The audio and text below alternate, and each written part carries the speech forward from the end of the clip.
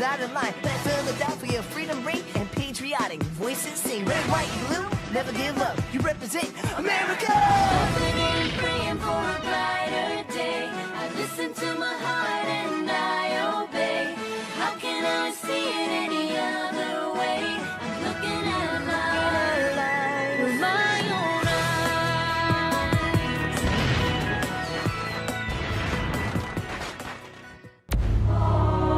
eyes. Today on Liberty's Kids. We need that money. Otherwise, I fear that the sword I now wear to defend France as our ally, I may be forced to draw against France as a British subject. The Americans know nothing of my plan to betray their fight for liberty by going behind their backs to end the war with England. General Washington sent me because he believed a soldier could explain to them that we are at the end of our tether. I've got no time to waste. I must have the French fleet dispatched.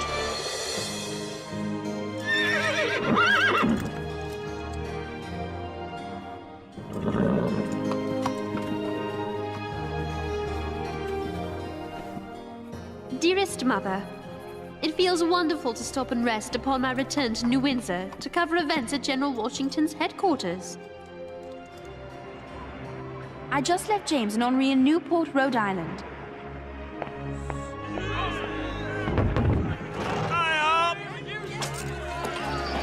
Henri is so excited that French forces have arrived.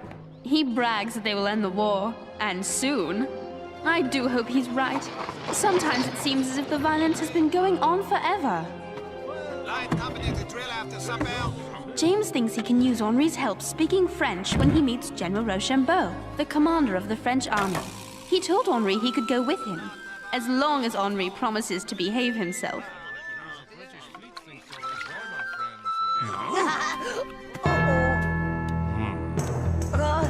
Excusez-moi!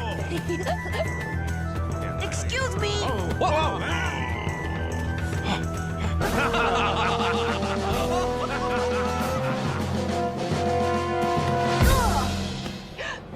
And who have we here?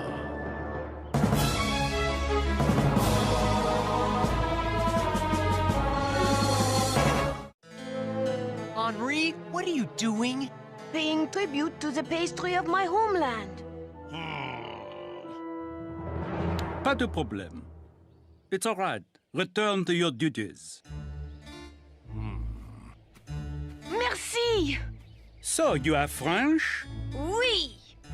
Is this young man a fellow journalist, James? My apprentice, and he humbly apologizes for his actions, sir. An apprentice who speaks French? Perhaps he might be interested in reporting firsthand how the British fleet has our navy blockaded in the harbor? Would I? I mean, oui, mon général! I've been waiting for a chance to prove I'm as good as James. I guess he deserves a chance, General. I will make arrangements immediately. Whoa! Driver, is someone shooting at us? Sure looks that way, ma'am. It's a band of armed Tories.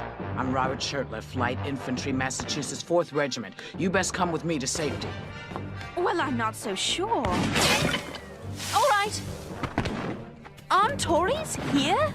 Yes, ma'am. There are folks in New York still loyal to England. Oh. They help the British by attacking us where we don't expect it, behind our own lines. It's our job to stop them. Is that how you got that scar on your forehead? Yep, from a loyalist saber. You were cut by a sword? You don't even look old enough to shave. Shh, they're getting close.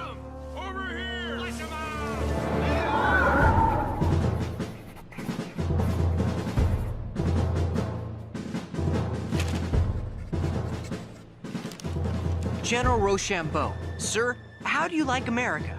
It is not what I expected. Why, you don't even have a centralized government. Your Congress can only suggest what the state should do.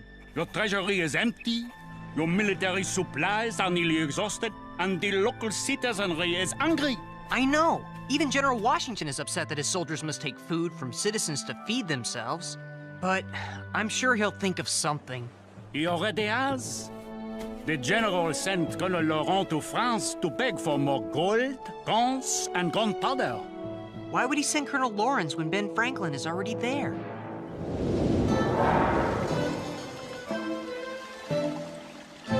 Côte de Virginie, may I present Congress's special envoy, Colonel John Lawrence of South Carolina.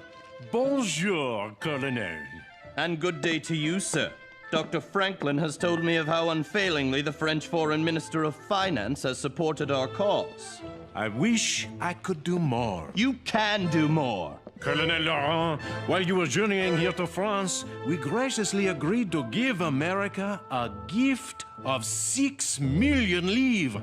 You should congratulate Dr. Franklin. Sir, you mock me. We need 25 million livres, otherwise I fear that the sword I now wear to defend France as our ally, I may be forced to draw against France as a British subject. If I am to be insulted in this manner, I'm afraid I must take my leave.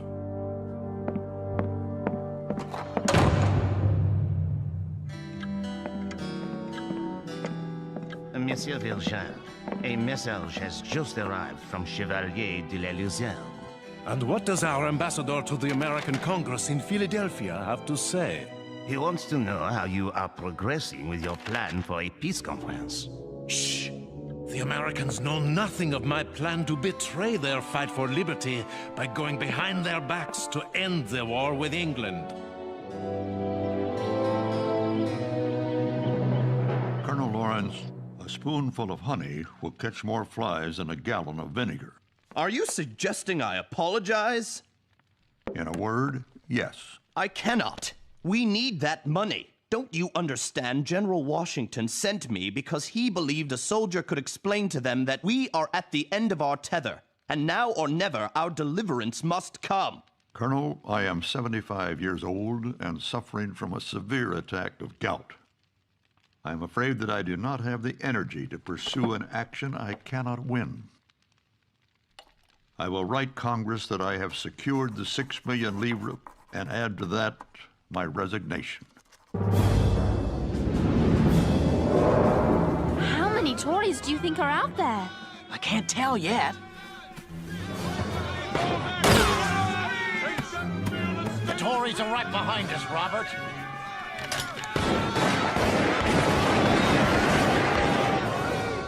Guess we stopped them, Robert. Robert!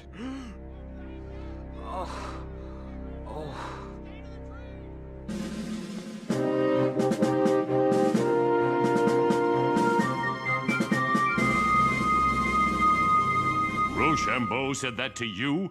We're disorganized and ill-prepared to fight? In so many words, yes. I don't understand him. He wants to send his troops south to aid Lafayette when he could join with me to retake New York City and end the war.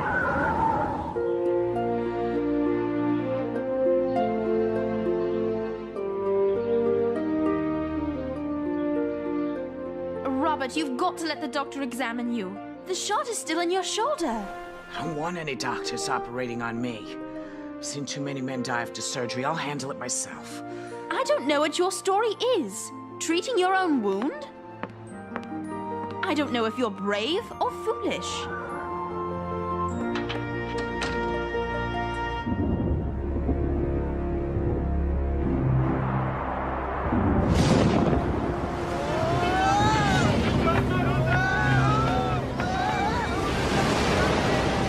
So, do the ships always rock like this? Back and forth and back and forth?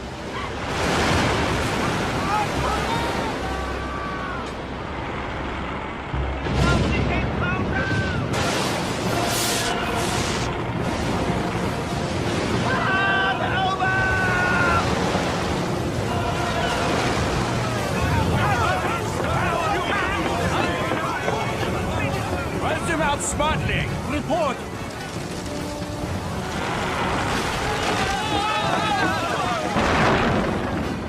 The storm is putting the English fleet out of commission. Come, we must ride to Rhode Island and urge Rochambeau to send the French fleet to strike now. Retaking New York City would make big headlines. That would take too long. Right now, I need a quick victory. My spies are hearing rumors that Vergennes, the French foreign minister, wants a peace conference with the British to end the war. I've got no time to waste. I must have the French fleet dispatched. This is the perfect time for Rochambeau to sail for the south, capture Benedict Arnold, and defeat his army. Now that headline would stop the peace conference. Yeah!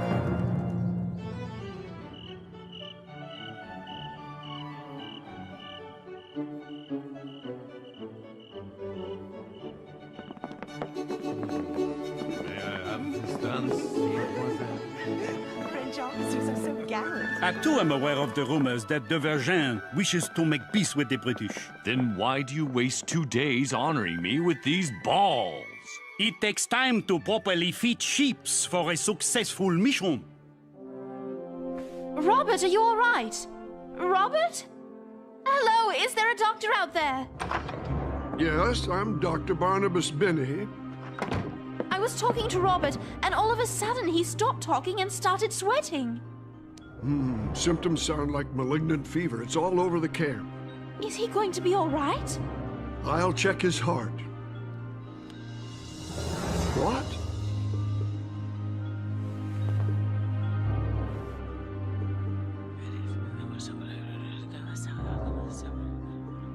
Oh, no. What is it? Is he dying? No, Robert's going to live, but how shall I say this? Robert isn't a he. He's a she. What?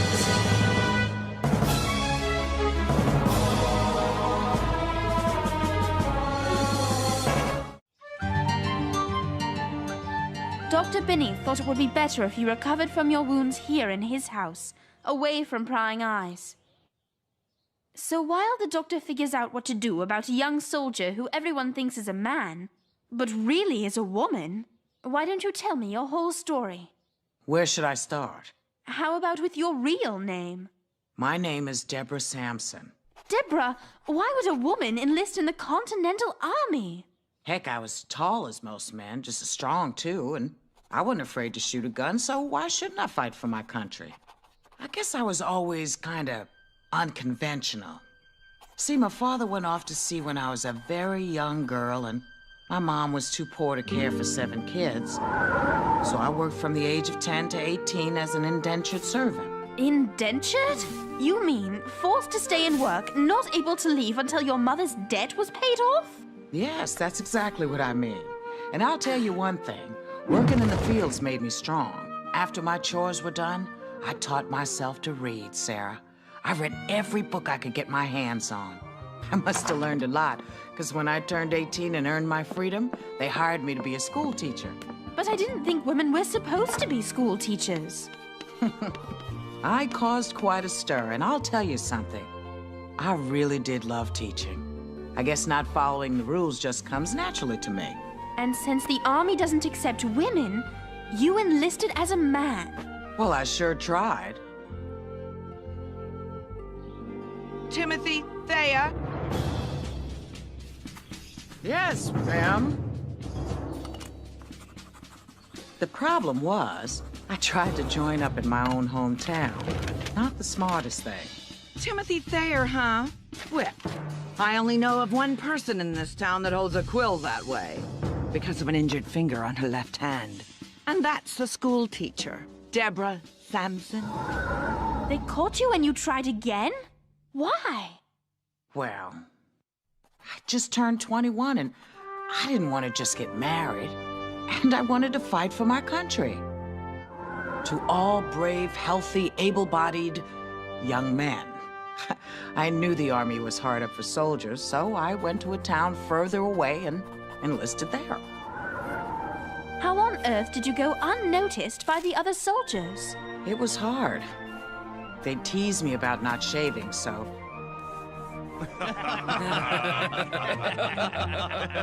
I told him I was just too young to grow a beard. Your story is amazing! You took so many risks. Yes, but I was always afraid of being caught. I'd heard of some other women who disguised themselves as men to enlist. When they were discovered, they were disgraced. But you still had the courage to follow what was in your heart, no matter what the obstacles. Deborah? You should rest now. What amazes me is that her disguise has gone undiscovered for over a year. What are you going to do? I'm afraid that I must follow orders and inform the army as to the true identity of Robert Shirtliff. What is it, James? Excuse me, General. About the letter you wrote to your nephew? Ah, yes. I wrote to Lund that if Rochambeau had ordered the French fleet to sail south when I wanted, we could have captured that traitor Benedict Arnold and destroyed his army. I'm sorry to report that it's been printed in this New York Tory newspaper. Outrageous! That was a private letter to my nephew, and I was deeply upset when I wrote it. Now everyone, including Rochambeau, is going to read it.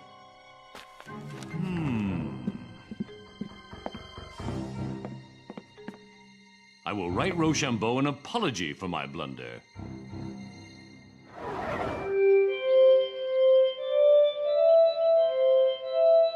Dr. Franklin, your genius for inventions never ceases to amaze me. I thought a duet on my glass harmonica with Marie Antoinette might be nice. If you'll excuse me, Virgin, I believe the letter I've been waiting for has arrived. Is it from America? It's Congress's response to the letter I sent. Thank goodness they do not accept my resignation.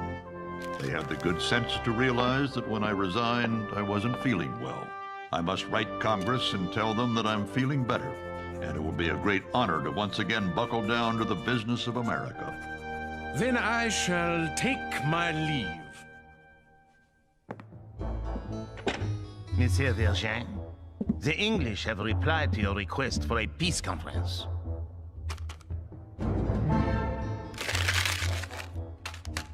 There will be no peace conference. The English refuse to attend. Why? Because King George considers it to be a matter solely between England and her colonies. That is the end of it.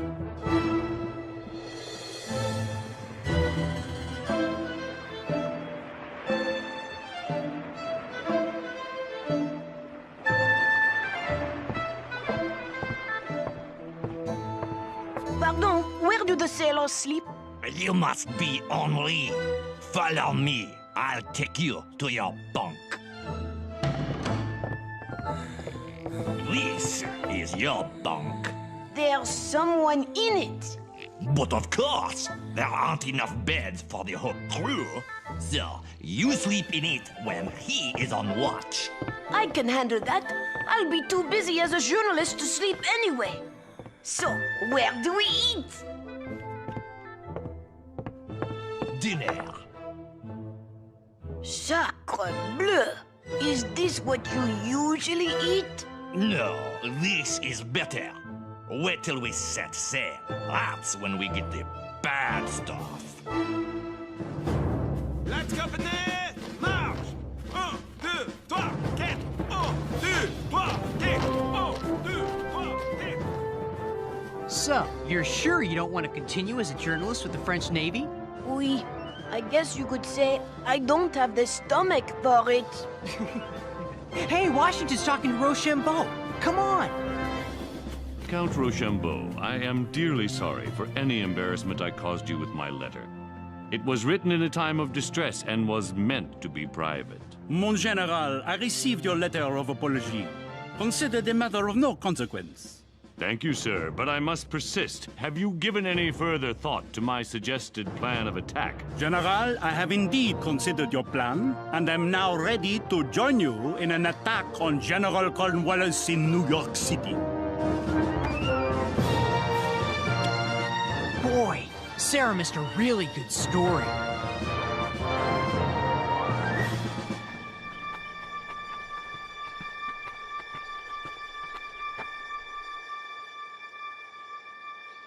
No, I'm gonna be disgraced. But what you did shows how dedicated you are to the cause of liberty. But I'm still worried they'll put me in jail for dressing as a man. Deborah Samson, also known as Robert Shirtliff. Because you impersonated a man and enlisted against military policy, Here it comes. It is my honor to note your extraordinary instance of female heroism by discharging the duties of a faithful, gallant soldier. And therefore, I present you with an honorable discharge from the Continental Army of the United States, Light Infantry, Massachusetts 4th Regiment.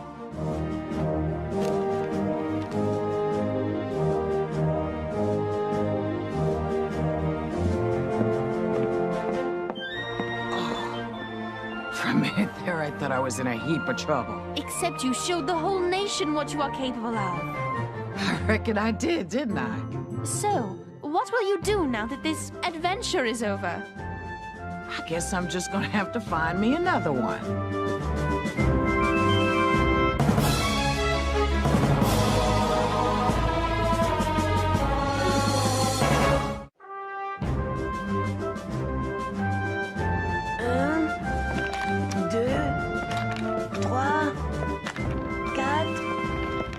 Another letter to your mother? Yes. I just had to tell her how impressed I was with Deborah Samson. I'll tell you, she impressed me, leaving that shot in her shoulder. It's more than that. She made me wonder, if a woman can find a way to serve as a soldier, why can't she enjoy the same rights of citizenship that men have? Why can't this whole country be unconventional? I mean, aren't we already rebels? Henri, what are you doing? If I couldn't be a journalist, I wanted to show you I could be a printer, all by myself. That's great. Now you could show us how you could clean up. All by yourself.